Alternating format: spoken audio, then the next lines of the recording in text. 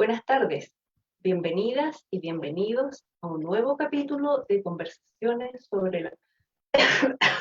Ay, perdón, debe ser la alergia. Hola Camilo, hola María Jesús, ¿cómo están?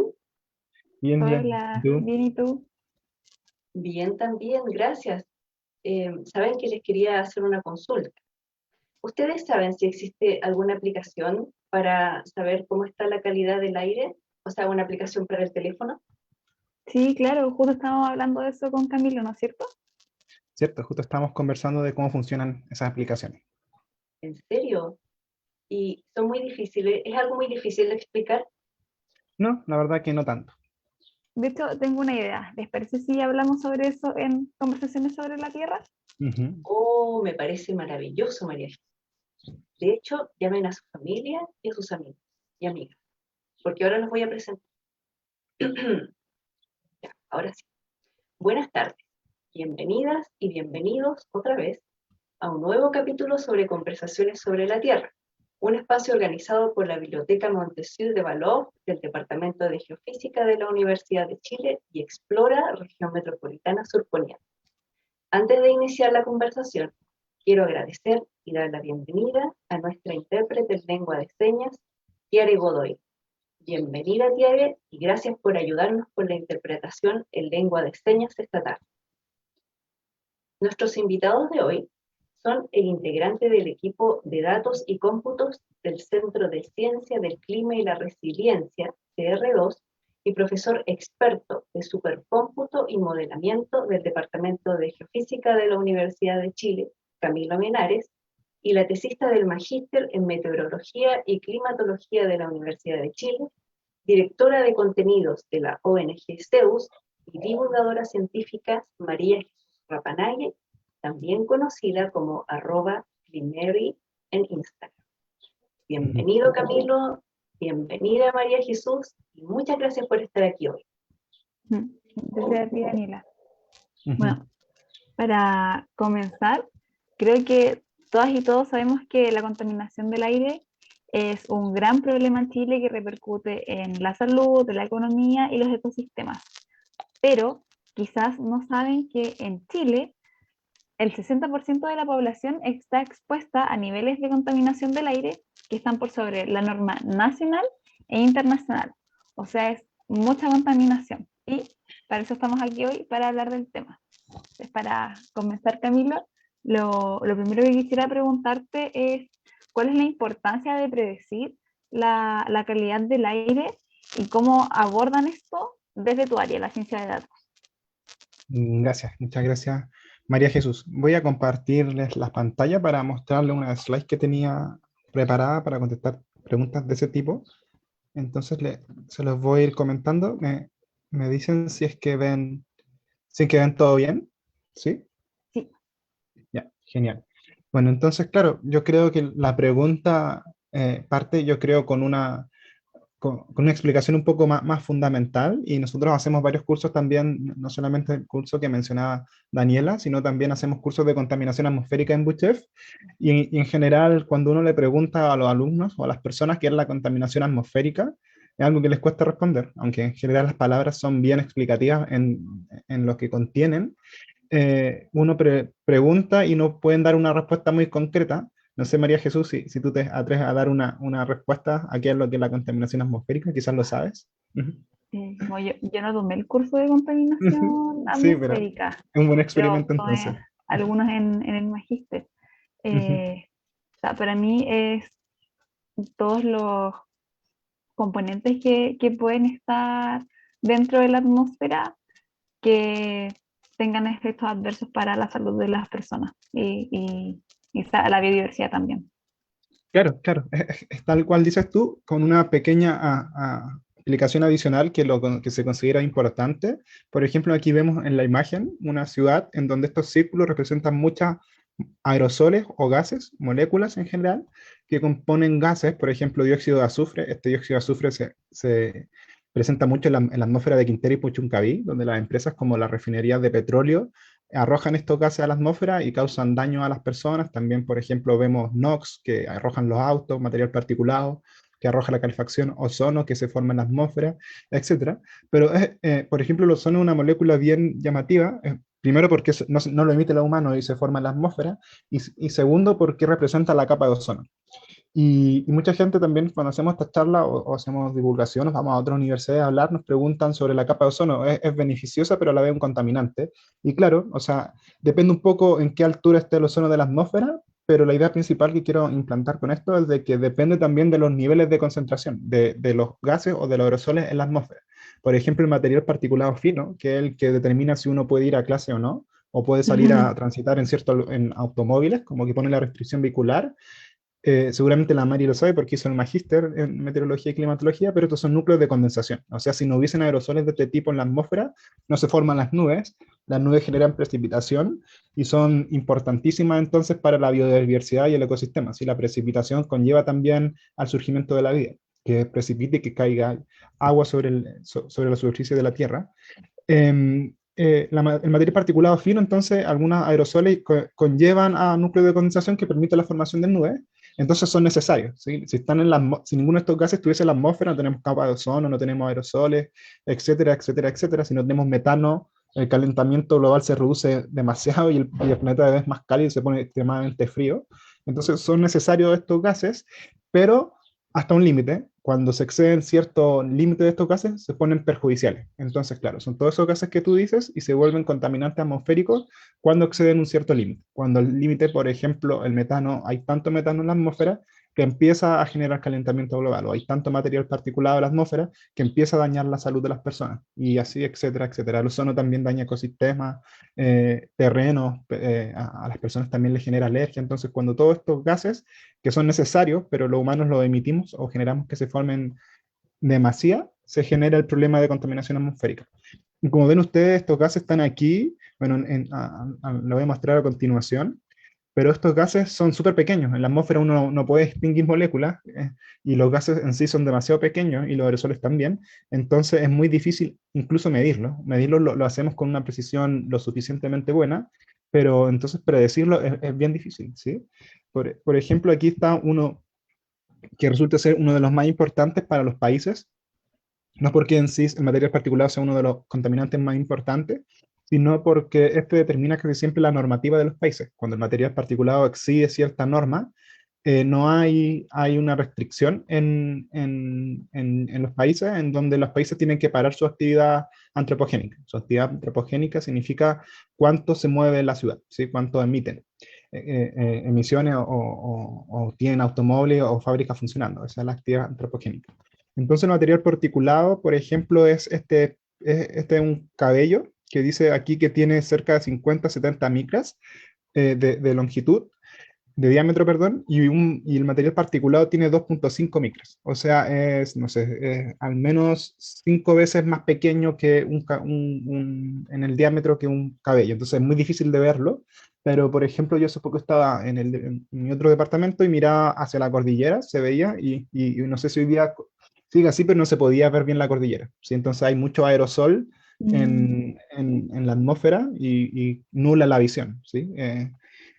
Los fotones, que son por donde viaja la luz, también se ven, chocan con estos aerosoles en la atmósfera y nosotros no podemos ver tan lejos como vemos en espacios claros o en atmósferas claras. Bueno, eso nos molesta con la visión, es un problema, pero hay un problema más grande que es también de que estas partículas bien pequeñas las podemos respirar. Entonces, como las podemos respirar, llegan a la nasofaringe. Por ejemplo, el material particulado entre 5 a 10 micras llega a la nasofaringe, el de 3 a 5 micras llega a la tráquea, el de 2 a 3 micras llega a los bronquios. O sea, trae problemas cardiovasculares, problemas respiratorios, etcétera. Cuando ya es menor a 2.5 se vuelve grave, incluso cuando es menor a 1 micra llega al alveolo y eso ya puede producir cáncer. Entonces, en general, es dañino por muchas cosas y principalmente para la salud, ¿sí? Entonces, ¿por qué es tan importante? Pero lo mencionabas tú, es importante porque nos daña demasiado a la salud. Y aquí, claro, dabas tú también el dato, y es, claro, 1 de cada 5 muertes en el mundo, incluso hay países que están sobre esta media y otros países que están bajo esta media, 1 de cada 5 muertes en el mundo son debido a la contaminación atmosférica, ¿sí? Entonces, en general es un problema, claro, es demasiado, un problema que no solo nos afecta a nosotros como humanos, en general lo hace, pero también afecta al ecosistema y afecta a la biosfera, como tú también comentabas. Así que, ¿por qué hacerlo? ¿Cuál es la motivación? Es porque hay mucho que mejorar, mejorando la calidad del aire. Claro, sí, no, no sabía ese dato de que era 1 de cada 5. Sabía que era harto, pero no, Ujú. no tanto, me parece un demasiado. Claro. Sí, aquí les quería comentar un poco sobre la calidad del aire. ¿Qué genera la calidad del aire que vuelve que la calidad del aire sea mala o aumenta los contaminantes de la atmósfera? Yo creo que en general todos tenemos un poco una visión, como yo recuerdo bien claro cuando era niño de que iba al colegio y teníamos que hacer educación física y nos prohibían hacer educación Ujú. física porque la calidad del aire era muy mala. Y recuerdo que a la vez también mi papá no me podía ver si ir a dejar en auto porque su catalítico o su patente estaba con restricción, o sea, no todos los vehículos podían transitar. Así que yo creo que en ese momento, por inducción lógica, yo sabía que los automóviles contaminaban a la ciudad. Y eso era cierto, y una de las principales fuentes de contaminantes en ciudades como las nuestras, en Santiago, son los automóviles. Tenemos demasiados automóviles. Siempre uno sale y ve tacos gigantes por muchos autos. Todos estos autos emiten gases que hacen mayor la contaminación atmosférica, pero también hay emisiones. Por ejemplo, hay emisiones del sector industrial, de los parques industriales, que emiten gases, como lo que pasa en Puchicabé y Quintero, en donde, como les comentaba, el dióxido de azufre se dispara, creo que son 100 veces la normativa internacional, como que son 100 veces la normativa internacional, lo que según la OMS puede respirar un humano. Entonces después vemos llegar a los medios de comunicación a Quintero y Puchuncaví, y donde los niños están enfermos, las personas están en los hospitales, y en realidad no es tan sorprendente con este conocimiento de que, claro, si están respirando 100 veces el área que permiten organizaciones internacionales en niveles de dióxido de azufre, algo negativo debe pasar en su salud. Bueno, eso lo hacen el parque industrial y entre ellos se pueden combinar todos estos gases en la atmósfera. Esto lo quiero decir porque es difícil llegar a entender esto también. Claro, emiten los automóviles, emiten el sector industrial, pero todos los gases y aerosoles se pueden combinar y generar nuevos contaminantes. Entonces a veces podemos estar bien, podemos tener, por ejemplo, compuestos orgánicos volátiles bajos y OH bajo, pero se combinan y forman una cantidad de ozono gigante en la atmósfera y hay mucho ozono en la atmósfera y eso es dañino para las personas. O sea, aparte de normar cuántos gases van hacia la atmósfera, tenemos que ver en qué proporción los tiramos, porque como la atmósfera es una química activa, es un experimento químico súper grande y hay radiación, la radiación energía, el sol le llama energía. Estas moléculas vibran, vibran, vibran, y en algún punto se chocan y se combinan y generan otro tipo de contaminación. Entonces, el problema no es tan simple como tratar de determinar el flujo de automóviles y el flujo de las emisiones de la industria, cosa que ya es difícil, pero tiene la complejidad de que este problema se vuelve aún más complejo cuando todos estos gases interactúan en la atmósfera. También aquí abajo, por ejemplo, podemos ver que hay gases de emisión, se pueden hacer, esto es emisión antropogénica, la actividad humana genera contaminación, pero aquí abajo podemos ver, por ejemplo, que se contamina la ciudad debido a la quema de bosques, ¿sí? Se pueden quemar los bosques y también se contamina la ciudad, y esto ya no es antropogénico, aunque quizás podamos llegar dándole una vuelta de que también se debe a nuestro cambio de actividad y que aumentamos el calentamiento global y que por eso se queman los bosques. Hasta el momento lo consideramos contaminación natural, ¿sí? Se puede contaminar ciudades de forma natural, quemándose bosque, o el desierto del Sahara puede tirar polvo y llegar a Brasil, o puede levantarse polvo del mar y con unas rajadas de viento gigantes llegar a Santiago o a las ciudades de la costa, y también se considera contaminación natural. Y este es el tercer factor, esto lo saqué del paper de Maroskova en el 2021.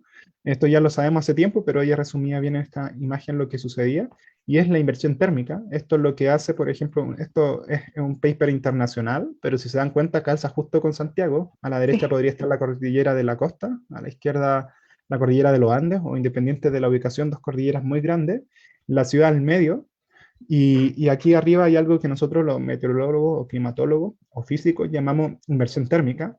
Un poco difícil de explicar la inversión térmica, pero lo que hace es de que aumenta la presión, o sea, le agrega presión a la atmósfera baja, y todo lo que está aquí en la ciudad no puede arrancar. O sea, si hay gases de contaminantes aquí, no podrían ir hacia afuera, no podrían dispersarse en la vertical. O sea, ya no pueden, si acá hay contaminación, ya no puede ir a la derecha porque está está la cordillera de los Andes, a la izquierda está la cordillera de la costa, y hacia arriba ahora tiene una inversión térmica que es una tapa, como una tapa de una olla, que no permite que los contaminantes arranquen en altura. Entonces tenemos una tapa, una olla tal cual, con mucha contaminación que no se puede diluir, que no se puede dispersar. Y estos fenómenos de alta presión y que generan amplitudes térmicas se dan recurrentemente en ciudades contaminadas como Santiago. Entonces es un factor combinado de todo esto que está atrás y lograr predecir bien todos estos factores para poder dar justo los niveles de consideración es una tarea muy difícil. Así que, claro, por eso aplicamos ciencia de datos para tratar de agrupar toda esta información, que son datos de todas partes, para poder llegar a un número adecuado con no mucho error, porque es claro, no nos podemos permitir errar mucho en el pronóstico de la calidad del aire, porque depende, como veíamos, de la salud de las personas. Y entonces, ¿cómo llegan a hacer eso? Porque me imagino que, claro, se puede medir lo que contaminan los autos, las industrias, pero ya cuando empiezan a interactuar en la atmósfera es mucho más difícil. Como qué tipo de datos son los más importantes para poder saber cómo está la calidad del aire en cierto día o también hacer pronósticos de cómo va a estar al futuro. Claro, eso es la mejor pregunta y es la respuesta más difícil también. En general, eso casa también un poco cuando miramos esta imagen que tengo aquí. Esto es la contaminación en Santiago, en la calidad del aire en Santiago, y es el material particulado 2.5 que veíamos que era bien dañino para la salud cuando se extendían ciertas normativas en la historia, o sea, cerca del 2000 hasta el 2019 o 2020, no recuerdo cuál es el último año, creo que es el 2020. En la línea gris vemos la normativa internacional de la OMS, que son 25 microgramos por metro cúbico, y en la línea negra, que está aquí, que creo que se alcanza a notar, hay 50 microgramos por metro cúbico. O sea, lo primero que llama la atención a los alumnos, a las personas cuando ven esta imagen, es que la normativa internacional es la mitad que la nacional, ¿sí? Es unas 25 y otras 50, o sea, el doble de menos exigente la nacional.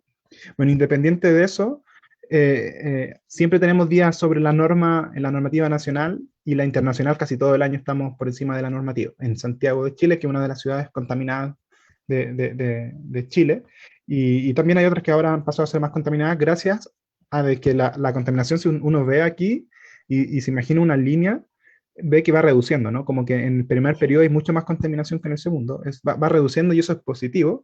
Y aquí un poco respondiendo a la pregunta, la contaminación se puede ver a muchos factores y en ciudades poco desarrolladas, quizás a veces es característico de algunas zonas, pero en general deberían pavimentarse las calles. Y pavimentar las calles es un primer gran progreso, porque cuando pasan los automóviles levantan polvo, este polvo se suspende, genera material particulado, puede interactuar, volverse más fino, más grueso, pero genera contaminación. Entonces lo primero que se hace es pavimentar las calles, entonces eso reduce harto la contaminación.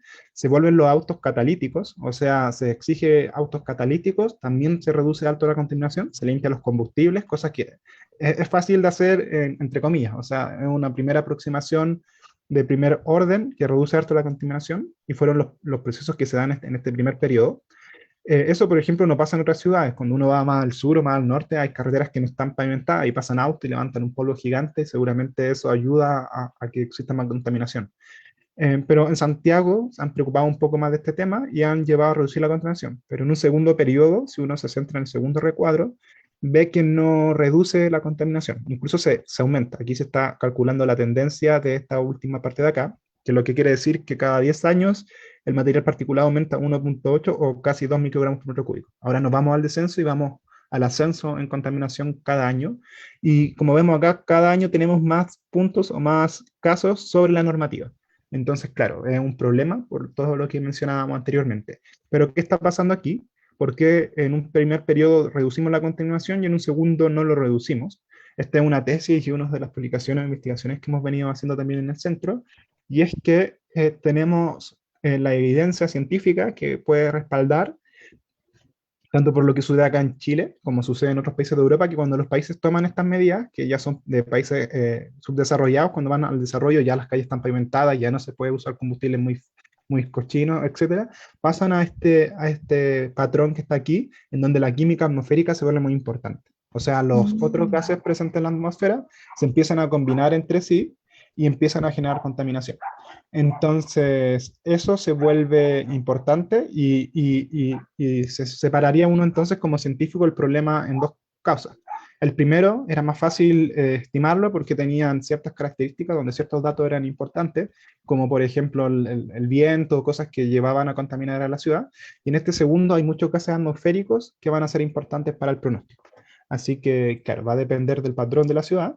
Y en general, acá en Santiago, nuestros modelos van yendo bien cuando introducimos gases atmosféricos, cuando introducimos otros gases atmosféricos que sabemos que son propulsores de generar material particulado, que se genera en la atmósfera, y a ese material particulado le llamamos, creo que aquí lo tenía, material particulado secundario, ¿sí? Entonces, por ejemplo, uno puede emitir muchos gases desde la superficie, tanto el sector natural, un volcán, la sal de mar, pero en ciudades más desarrolladas, se han controlado los primeros factores y después se emiten gases de los automóviles o de parte del sector industrial que se combinan entre sí, hacen nucleación, o sea, aumentan su tamaño y generan material particulado secundario. El problema es más complejo, pero porque ya quitamos el primer orden de contaminación y pasamos a este, y muchos de los gases que se emiten nos van a ayudar a pronosticar el día siguiente. ¿Sí? Vamos a tener gases de distintos sectores, los podemos meter a modelos y ver cómo se contamina la ciudad el día siguiente.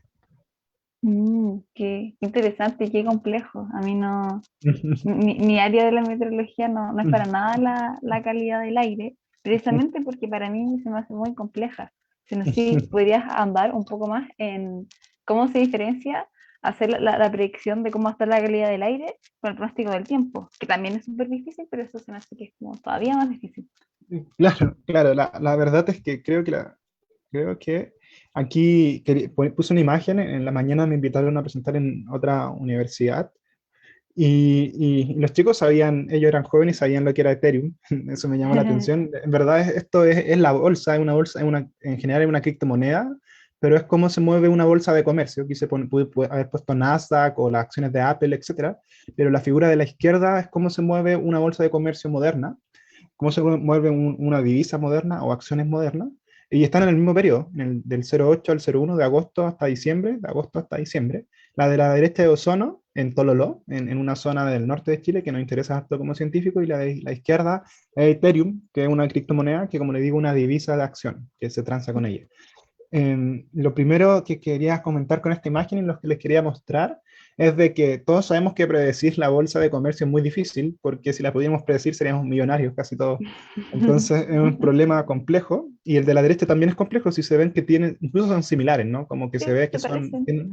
claro, tienen máximos, mínimos bien abruptos, y, y, y entonces lo primero que uno ve cuando ve la imagen de la izquierda y la derecha es de que es un problema altamente no lineal, ¿sí? Entonces, lo primero allí es que este es un problema altamente no lineal. Seguramente predecir la temperatura también es un problema no lineal, pero depende muy bien del ciclo solar. Entonces yo sé que los máximos, mínimos de temperatura van a estar en el invierno, en el verano, cuando va bien el sol.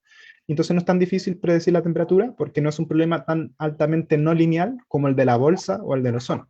En la bolsa puede salir Elon Musk diciendo de que va a vender Tesla, va a vender su empresa y la bolsa se desploma, y después puede venir, no sé, otra noticia, o puede mucha gente querer comprar, aumenta la demanda y aumenta también el valor, cosa que uno no es difícil de pronosticar. Al igual que en el ozono puede pasar, no sé, un auto muy grande emitiendo mucho dióxido de nitrógeno en un lugar donde no había, altera los patrones de la atmósfera, hay mucha radiación, el viento justo hace lo que tenía que hacer y se disparó este pic de acá, generó mucho ozono. Entonces, claro, son dos factores que dependen de muchos factores que a veces uno no puede controlar. Entonces, la principal diferencia es de que en general en factores como estos están muy implicados por la actividad humana, por el factor antropogénico, tanto por lo que hacemos, decimos, emitimos, nos movemos. Entonces, claro, un problema no lineal, dicen los físicos, yo soy físico de formación, de que el aleteo de una mariposa te puede cambiar totalmente el problema. En general, la temperatura no es tanto de ese punto. En general, la precipitación sí es un problema más difícil, pero por ejemplo, la temperatura no es un problema tan complejo de predecir. Incluso nosotros lo vemos que tiene muy poco error al predecir la temperatura. No, el aleteo de una mariposa no va a cambiar la temperatura de mañana de Santiago, pero sí va a cambiar el valor de la bolsa o el ozono, ¿sí? Y ahí ponía, les comentaba yo que eran series no lineales, la derecha del ozono, el Ethereum, Y después ellos me comentaban también eso de que eran demasiado parecidas para que eso fuera coincidencia. Y esto se puedan hacer después, eh, ¿cómo se dice? Como, no me acuerdo la palabra, pero era como hacer supuestos sobre cómo iba a estar la bolsa basados en la concentración de ozono. Claro, eso mismo, claro, eso pasa cuando uno dice de que que pueden que tengan una alta correlación, o sea, correlación Pero significa no, que uno, sí, claro, que mira las figuras de la izquierda y la derecha y son muy similares, o sea, están claro, altamente correlacionadas, uno la puede decir son muy similares, pero eso no implica causalidad, ¿sí? Que el ozono sí, esté alto no implica que la bolsa vaya a estar alto, entonces eso es lo que siempre combatimos los científicos de datos también, de no caer en general esta claro. relación falsa, Mm. ¿verdad? Es decir, que ozono es un muy buen pronóstico para el crecimiento de la bolsa, cosa que no es real en este caso particular, sí, porque es muy probable que no exista causalidad. Exacto. Ujú. Y no sé si te gustaría agregar algo más o ya estás listo para entrar como a la parte más divertida de este estudio, Mm. que es cómo se mete la inteligencia artificial. Es como un campo Mm. súper que está creciendo, que está bien de moda y que se está aplicando en Ujú. casi todas las áreas y yo sé que de a poquito se está abriendo paso en la meteorología también y es algo en lo que tú te estás moviendo. Y me interesa mucho saber Sí, cómo lo sí, están haciendo. sí, justo les quería comentar esto y yo creo que separaría en mi mente dos partes. Lo primero, lo que hablábamos de por qué es importante y que son series no lineales y todo lo que está pasando es contingente. Es muy importante abordar la contaminación atmosférica, saber qué variables también eran importantes. Y lo siguiente es esto de la inteligencia artificial, que verdad yo lo vengo estudiando desde antes que fuese de moda, así que es como unos 10 años estudiando inteligencia artificial. Y paso, el dato también es muy probable que el próximo semestre en BUCHEF hagamos un curso de calidad de ciencia atmosférica e inteligencia artificial. Así que los invito a todos que también se inscriban, que puedan o vayan a escuchar, porque claro, es una tecnología que está cambiando nuestras vidas. Y a veces me han invitado a hablar también otras partes más de inteligencia artificial de qué calidad del aire. Y les hago este ejemplo, que lo he discutido con otros amigos que nos interesa harto. Y el Go es un juego de tablero chino. El Go es, como pongo aquí, 37 veces más grande que el ajedrez, un juego igual que el ajedrez, que es de estrategia, pero es 37, perdón, es 5 veces más grande el tablero que el del ajedrez. Eso lleva a que tenga como mínimo 37 jugadas más que el Go, o 61, y esto sube Mm. exponencialmente. O sea, si tengo que saber en la primera una jugada, en el Go necesito 61, pero en la segunda necesito 61 elevado a 2, a 3, como crece exponencialmente, es un número después incalculable de cuántas combinaciones más uno tiene que saber al jugar Go que al jugar ajedrez. Entonces, en general, el Go se trata más de leer al contrincante. Las estrategias del Go no son muy matemáticas. Y por ejemplo, en ese mismo ámbito, anticipar 10 jugadas del Go requiere 512 quintillones de combinación a predecir. O sea, Wow. es casi imposible. Y casi tan imposible para una supercomputadora también, que es la computadora más grande del mundo. Quizá ahora ya no es Tiene 2, pero hace muy poco lo tuvo que haber dejado de ser. Que a Tiene 2 predecir 512 quintillones de combinaciones le toma 4 horas de cálculo. ¿Sí? O sea, si ponemos a una computadora, a una supercomputadora, a tratar de predecir combinaciones matemáticas para ganarle a un humano, le toma 500, para resolver 515 quintillones estaría 4 horas, o sea, el juego ya habría terminado, ¿sí? Entonces una computadora hasta el momento, o hace un tiempo atrás, no le podía ganar a las personas porque no podía hacer tantas convergencias matemáticas y el juego se trataba más bien de leer al adversario, entonces era imposible. Hasta que llegó Google. La verdad es que Google es uno de los desarrolladores más grandes del mundo de inteligencia artificial, como en verdad lo son Microsoft y todas las empresas más grandes del mundo. Ellos creo que saben ya que la inteligencia artificial es lo más importante que viene en la siguiente década en cuanto a tecnología y ciencia. Bueno, ellos crean AlphaGo, un código de Deep Learning, que les voy a comentar brevemente lo que es el Deep Learning, a jugar versus Lee Soul. Y Lee Soul pierde, AlphaGo, que es la inteligencia artificial, pierde la primera jugada y después gana 4-1, ¿sí? Entonces les ganó contundentemente. Igual suele ser, quizás es extraño que haya perdido la primera y haya ganado las siguientes 4, pero como cuando uno entiende lo que es un algoritmo de inteligencia artificial, aprende de la información, de los datos, como Mm. leyendo al rival. Entonces, claro, en la primera partida AlphaGo estaba estudiando a Lee Soul, estaba viendo sus patrones, sus conductas, cómo jugaba. Entonces, claro, la primera pierde porque lo estaba estudiando, aprendió de él cómo jugaba y después le pudo ganar, ¿sí? Entonces, claro, el árbitro, a mí me llamaba la atención lo que decía, él describió el estilo de juego como una persona conservadora. AlphaGo juega como una persona conservadora al Go. Y esto nos dijo varias cosas, entre ellos de que una inteligencia artificial podía hacer más que lo que pueden hacer simplemente resolver muchas ecuaciones complejas, ya puede pensar como un humano, y esto como que le incluía creatividad. Entonces a veces problemas que son difíciles de resolver, nosotros lo solemos resolver como científicos con metodología. Por ejemplo, la calidad del aire, sabemos las ecuaciones que dominan la calidad del aire, sabemos los datos que también necesitamos para meter en ecuaciones diferenciales. Ecuaciones diferenciales son ecuaciones complejas que determinan la evolución de cualquier cosa, pero no suele salir tan bien a veces porque tenemos varios problemas y es un problema bien difícil hacer un modelo de transporte químico. Lo solemos hacer, pero la inteligencia artificial, se lo adelanto, lo hace mejor al corto plazo que un modelo de dispersión química por estas cosas, claro, porque no suele hacer lo que hacemos nosotros para resolver un problema. Y aquí les comentaba un poco, quería comentarles como una definición sobre lo que es el Machine Learning. Y voy a leer la definición de Dan Faggella. Dice: Machine Learning es la ciencia que permite que las computadoras aprendan y actúen como lo hacen los humanos, mejorando su aprendizaje a lo largo del tiempo de una forma autónoma, alimentándose con datos e información en forma de observaciones e interaccionando con el mundo real. O sea, este problema, o el Machine Learning, como decías tú, Mari, nos cae como la mano a las ciencias de datos y a la meteorología, a la climatología, en general a la ciencia atmosférica, donde tenemos una cantidad de datos súper grandes, ¿sí? Como que hay observaciones meteorológicas. Han estado otros invitados hablándole sobre eso de hace mucho tiempo, entonces en general nosotros, si es algo que tenemos en ciencia atmosférica, son datos, ¿sí? Hemos medido mucho, siempre queremos más y uno siempre quiere tener más datos, más información, pero hasta el momento hay muchos datos y muy históricos, así que estas técnicas nos pueden ayudar mucho. Y aquí les quería comentar, como terminando la motivación de lo que es la inteligencia artificial, es de que Google, en verdad hay otros centros también como IBM y los principales desarrollos de tecnología en el mundo, desarrollan algo que se llama la computadora cuántica. Una computadora cuántica está fuera de lo que es una computadora clásica. Una computadora clásica se trata en estados binarios de 0, 1, que se llaman bits, y una computadora cuántica tiene qubits, que es 1, 0, 1 y 0. Este estado entrelazado es el estado que pone un qubit, que es de la mecánica cuántica. Independiente de eso, si uno tiene para almacenar 2 bits, o sea, ceros y 1, ahora tiene 3, y eso también crece exponencialmente. Cada vez uno puede hacer más operaciones por segundo y guardar más cosas también por segundo.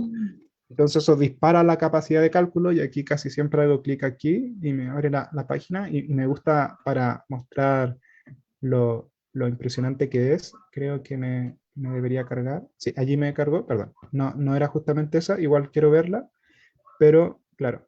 Aquí, esto fue hace un par de años, que se dice que la supercomputadora de Google alcanzó la supremacía cuántica. Y si yo le voy a traducir rápidamente aquí, la supremacía cuántica significa de que una computadora cuántica resolvió en cerca de 200 segundos un problema que una computadora clásica le demora 10.000 años, ¿sí? O sea, eso es más de 10.000 veces más rápido una computadora cuántica que una computadora tradicional. O sea, es Wow. rapidísimo, es demasiado rápido. Y uno se pregunta por qué está haciendo esto Google, por qué está invirtiendo tanto, y aquí lo explican, que lo que ellos quieren hacer es acelerar su algoritmo de inteligencia artificial con computación cuántica. O sea, el desarrollo de la computación cuántica de Google está dirigida a la inteligencia artificial que viene ahora. Así que eso lo terminaba contando porque a mí me sorprende de toda la inversión que hay al respecto sobre la inteligencia artificial. Entonces, después cuando yo le muestre cómo lo hacemos, no va a sorprender de que uno, entendiendo todos estos métodos, como tratando de motivarlo a que también entiendan la inteligencia artificial, uno puede conseguir resultados muy sorprendentes, como que científicos y empresarios y áreas privadas ya se han dado cuenta de que da una gran ventaja saber inteligencia artificial.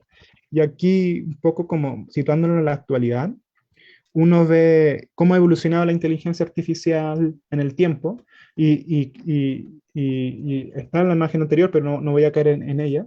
Pero aquí, por ejemplo, en 1950, 1960, cuando salen los primeros algoritmos, aquí sale como el cerebro de un pájaro. Podíamos recrear muy por debajo lo que era un cerebro de un pájaro. Fuimos avanzando en el tiempo, en los años, y ya nos empezamos a acercar en los 2000 a recrear el cerebro de un ratón.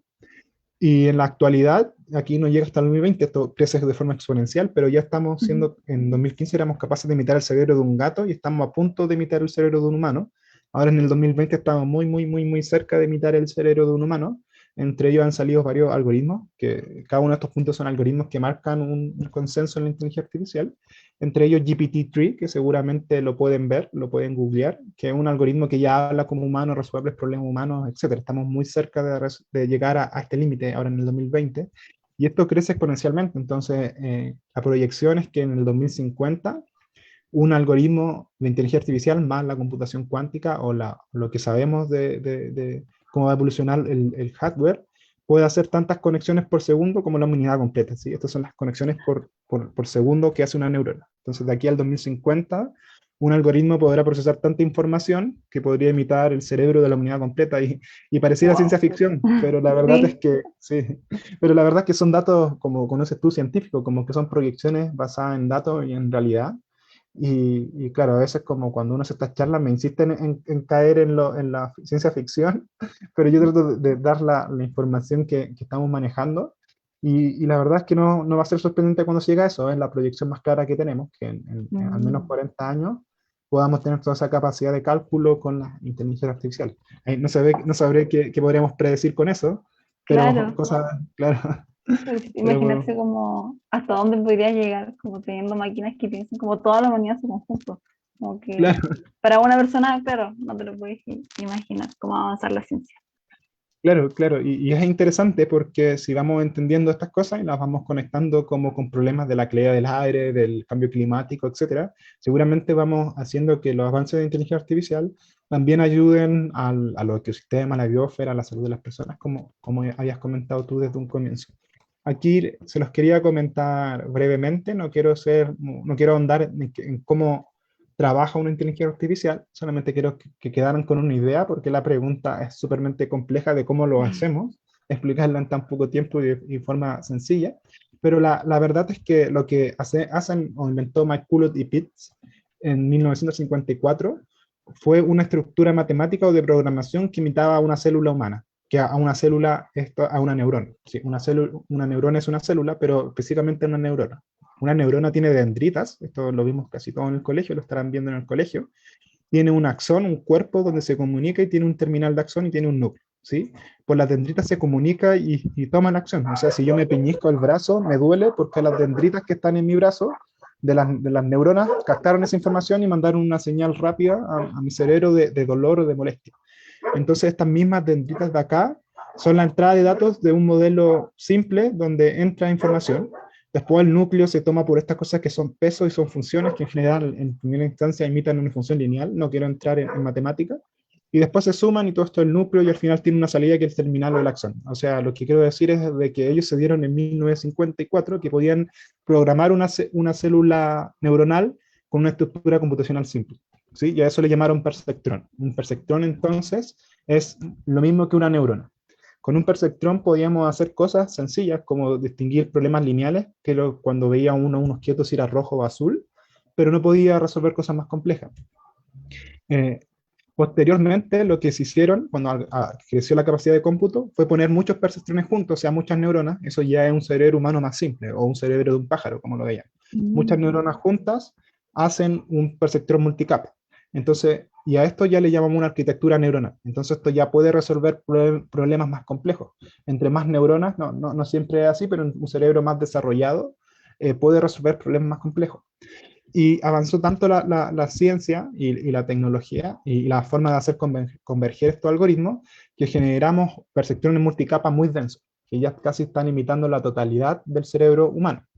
Entonces a estos códigos de Machine Learning, que son redes neuronales profundas, le llamamos Deep Learning. ¿Sí? Entonces un Deep Learning es una red neuronal muy densa, con muchas capas, muchas interconexiones entre sí. Esto era muy difícil hacerlo converger matemáticamente porque cada una de las líneas negras que tenían que hacer, que ven ustedes, hay que hacerla converger al problema que uno quiere. Entonces, entre que avanzó la ciencia de la computación o con el hardware, también avanzaron los algoritmos que fuimos inventando y los fuimos volviendo más astutos.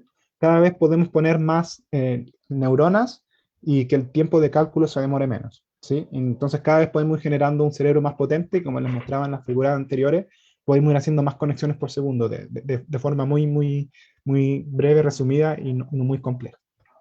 Y terminando de comentar eso, con la última idea, que creo que ya puedo contestar la pregunta más difícil de cómo lo hace. Me gustaría que se quedaran con esta imagen de que uno habla de inteligencia artificial, machine learning, deep learning, y en general la inteligencia artificial es cuando las computadoras empiezan a hacer tareas humanas.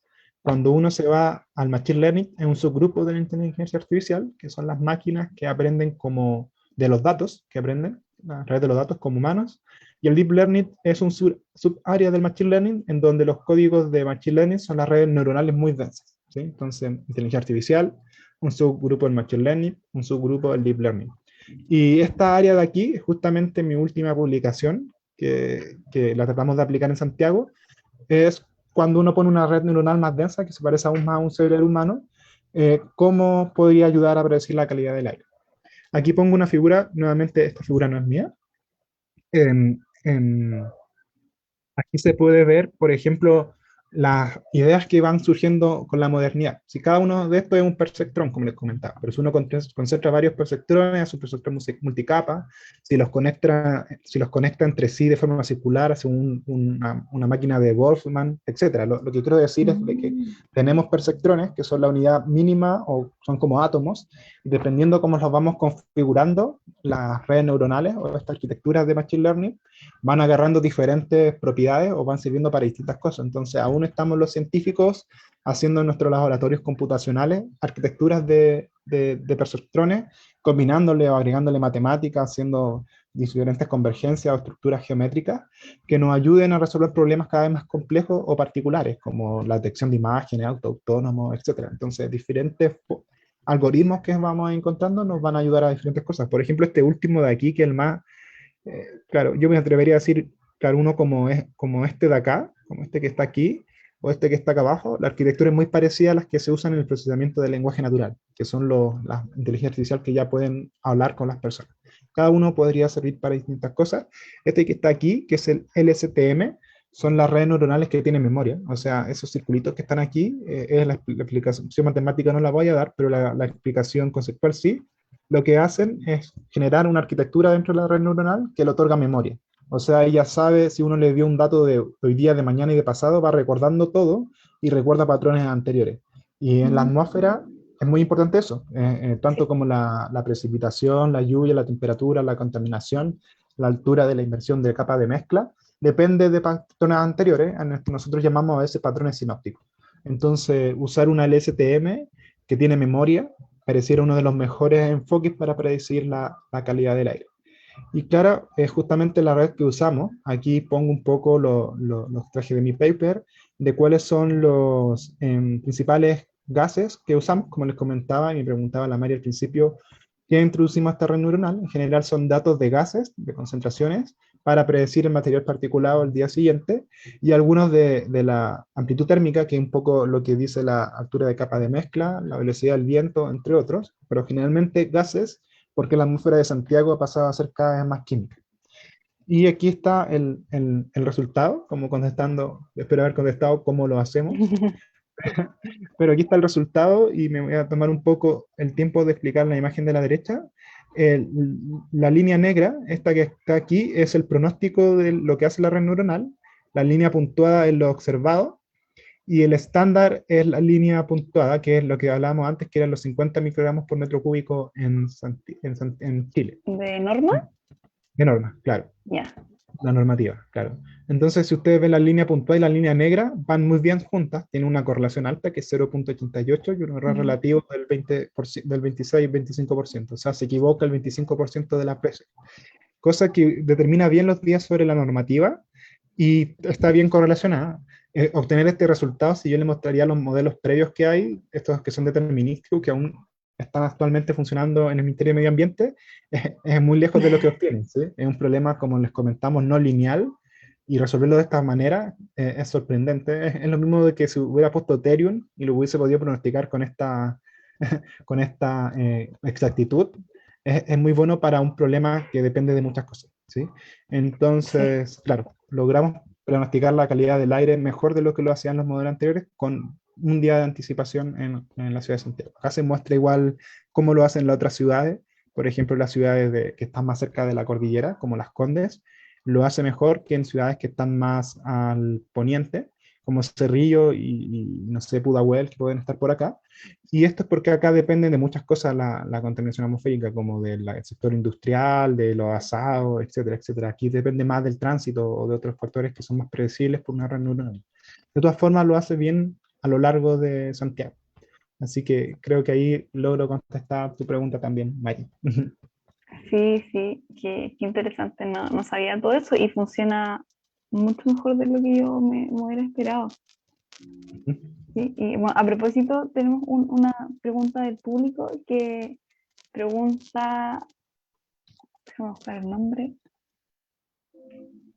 Isidora Cortés, pregunta cómo alguien puede aprender sobre inteligencia artificial fuera de la universidad. No sé si habrán como cursos quizás en Coursera o mismo Google, como donde se pueda aprender de manera Sí, autodidacta.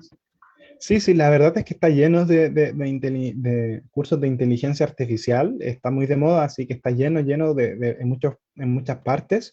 Yo, hay en YouTube, yo como que aprendí a usar YouTube, mi hermano chico lo usaba, yo antes le hacía una cruz, pero como que también sé que hay que modernizarse con la inteligencia artificial, con todo esto de los mercados digitales, y YouTube es una fuente de información importante ahora, y allí hay varios cursos buenos. En general, Mm. hay alguien que se llama Dot CSB, que es un científico que también hace clases o explica sobre inteligencia artificial allí, Dot CSB. Yo lo sigo, incluso a veces él me enseña a mí, como que yo lo veo y menciona cosas que yo aún no había alcanzado ¿Cómo a se investigar. escribe? Doc, así como Dot, como doctor. sí, no, dot como Ah, punto en dot. inglés, Ah, sí, DOT. Ya. sí, CSB, como DOT, CSB. Y claro, en Coursera y en otras partes también lo hay. En general yo no soy muy a favor de que se deba pagar en cursos para aprender. Creo que uno siempre encuentra la información. En particular recomiendo a él, a ese curso o la información que entrega él. Y si sabemos leer en inglés, hay otra página que se llama Medium, que allí está todo, como que es una biblia de la programación. Y yo también voy sacando cosas o aprendiendo o publicando allí, en donde los científicos vamos publicando cómo se hacen los algoritmos, cómo se tratan las cosas, así que podemos leer bien en inglés. Medium es una de las plataformas más interesantes de las técnicas modernas de programación, entre ellas inteligencia artificial. Mm. Bueno, saberlo para que Mm. Isidora Ujú, pueda aprender. ujú. Y también quería preguntarte, eh, quizás ya lo respondiste un poco, pero eh, ¿cómo es la investigación y desarrollo que hacen específicamente en torno a calidad del aire en el equipo de datos y cómputos del CR2? Como en qué están, qué están planeando, solo Claro. calidad del aire, qué otras cosas. Sí, sí. La verdad es que tenemos varios desafíos. En datos y cómputos tenemos un par de desafíos que se orientan también a empezar a usar las técnicas de inteligencia artificial hacia un punto más concreto. Voy a contestar la pregunta en dos partes. La primera es lo que estamos haciendo en datos y cómputo.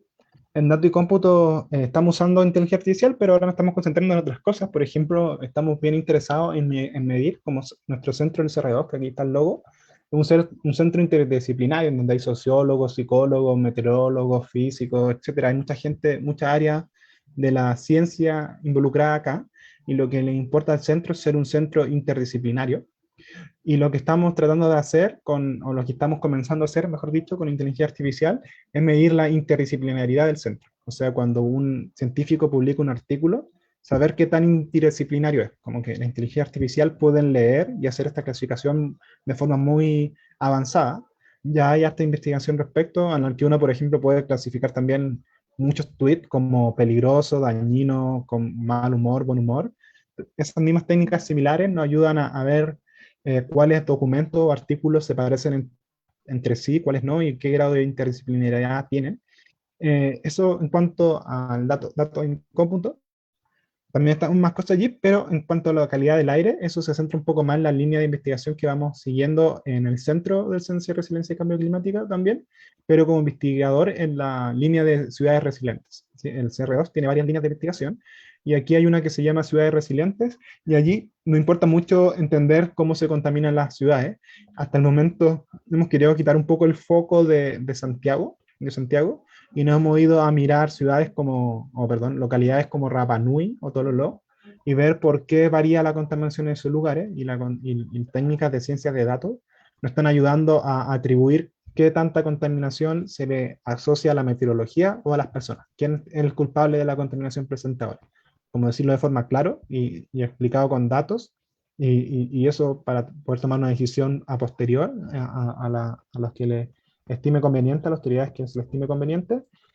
¿Por qué se debe la contaminación? ¿Cuánto de la actividad antropogénica, de la actividad humana, aumenta la contaminación? Eso también lo estamos haciendo con técnicas de inteligencia Mm. artificial y de ciencia de datos. Hoy están haciendo muchas cosas. No, no me lo Sí. imaginaba. Hoy nos llegaron algunas otras preguntas del público también. Ujú, Francisco Jiménez pregunta, las predicciones que mostraste durante la presentación, ujú. eh, ¿se basaron solamente en observaciones de estaciones o también incluyen inventarios de emisiones? Claro, la verdad es que es súper interesante la pregunta, como que me he estado hablando un poco con gente que ha estado trabajando con la Superintendencia del Medio Ambiente, y ellos también contaban con datos de emisiones, pero el problema que los inventarios de emisiones no son muy consistentes en el tiempo, o sea, siempre diferentes universidades o institutos van haciendo los inventarios de emisiones. Entonces, uno no tiene un dato histórico de inventario de emisiones que provenga de la misma fuente. Esto es como que si en esta red de monitoreo que se ve aquí, que son justo los puntos donde se mide la calidad del aire en Santiago, hubiesen cambiado los instrumentos cada 4 años. Cada cambio de gobierno cambiaban los instrumentos. Entonces uno dice, Mm. pucha, tengo medido material particulado, pero con muchos instrumentos distintos, así que no sé si la base de datos es tan consistente a lo largo del tiempo. Con los inventarios de Mm. emisiones sucede eso, que van cambiando los inventarios de emisiones, van cambiando, y en general sería un input excelente, pero está muy limitado en el tiempo. Uno tendría que usar datos como de 3 4 años para un inventario de emisiones, y en general cuando uno está haciendo inteligencia artificial, quiere tener 20 años, 50 años, entre más años, mejor. Entonces, sería una buena opción, pero limitaría el tiempo de entrenamiento de información que se le puede entregar a las redes neuronales. Ya, súper. Y para cerrar, que ya estamos casi en la hora, llegó una pregunta súper interesante de Úrsula Freire. Ujú. ¿Cómo varía la calidad del aire en las regiones de Chile? ¿A todas les afectan los mismos factores o hay diferencias? Claro, claro, esa es otra pregunta interesante, y hemos estado aplicando estos mismos modelos, por ejemplo, a ciudades como Coyhaique. Esa es otra publicación que hemos realizado el año pasado, y en general la respuesta directa es no, que no todos son los mismos patrones de contaminación, no todos son iguales. En general, Santiago es una ciudad que ha evolucionado o se ha implantado el desarrollo, y hemos llegado a esta configuración donde los gases atmosféricos son los propulsores de contaminación. Son también otros factores, pero es un factor importante.